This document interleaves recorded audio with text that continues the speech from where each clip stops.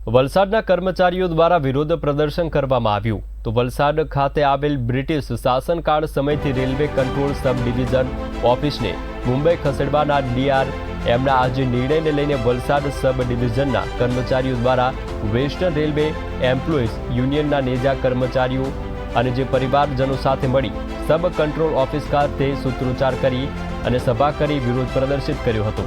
તો આ control office Mumbai ખસેડવાના નિર્ણયમાં વિરોધ કરવામાં આવી રહ્યો છે। તો પરિવારજનોએ કહ્યું છે કે મુંબઈ શિફ્ટ થવું અત્યારે આસાન નથી, કારણ કે ત્યાં ઘણી જોબ પણ ન મળી શકે। બાળકોનું ભણતર પણ અહીંયા છે જે મુંબઈથી અલગ હોય છે, તેને કારણે અનેક મુશ્કેલીઓનો સામનો કરવો પડી શકે છે। જેથી આ નિર્ણયને તાત્કાલિક બદલવામાં આવે તેવી માંગ પરિવાર દ્વારા કરવામાં આવી છે।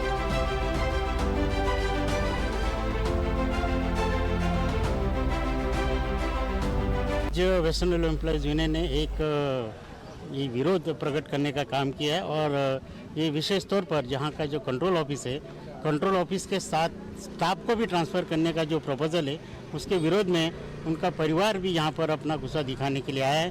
और आज इस कंट्रोल ऑफिस के शिफ्टिंग को लेकर विशेष तौर पर हमारे डिविजनल सेक्रेटरी साथी प्रशांत जी ने कहा है कि आज 4 बजे एडीआरएम के साथ में जॉइंट मीटिंग होने वाला है और इस विषय में उनकी चर्चा होने वाली है। तो उसका जो भी निर्णय आएगा वो हिसाब से हमारा आगे का आंदोलन होगा।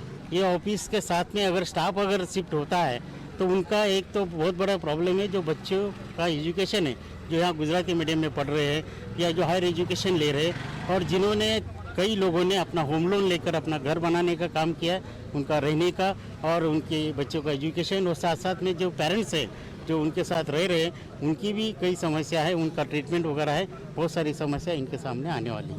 हम लोग पिछले 20-25 सालों से हम यहाँ रह रहे हैं। मेरे हस्बैंड यहाँ कंट्रोल ऑफिस में कंट्रोलर हैं। मेरा सबसे पहला प्रश्न प्रशासन से ये है कि पिछले 40-50 सालों से ये कंट्रोल ऑफिस यहाँ पर चल रहा है, तो अचानक ऐसा क्या हुआ कि इसको यहाँ से वहाँ स्थानांतरित करने की बात चली। सबसे पहला रीज़न तो मुझे प्रशासन की तरफ से मुझे इसका रीज़न चाहिए। ऐसा क्या रीज़न है? क्या यहाँ से क्या कंट्रोल ऑफिस का प्रशासन जो भी इनका कार्य है यहाँ से प्रॉपर नहीं चला है? पिछला जितना भी आप रिकॉर्ड निकाल के देखिए, सबसे अच्छा रिकॉर्ड वलसाड़ कंट्रोल का आता है। सबसे ज़्यादा यहाँ पर पुरस्कार वितरण किए गए हैं। तो ये पुरस्कार वितरण क्यों किए गए? अगर यहाँ पर अगर प्रॉपर नहीं चल रहा था तो यहाँ पर क्यों पुरस्कार वितरण किए गए? हर एक जहाँ भी लास्ट पैंडेमिक जो गया उसमें सबसे अच्छा जो रिकॉर्ड आया वो वलसाड़ कंट्रोल का आया।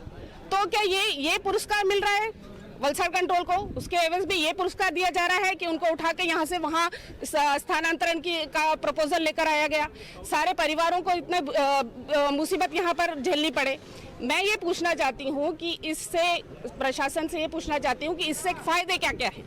हमें आरटीआई के अंतर्गत हमें ये जानना है कि यहाँ से वहाँ के स्थानांतरण जो हो रहा है इसके पीछे क्या क्या फ़ायदे अगर प्रशासन को हो रहे हैं या सरकार को हो रहे हैं।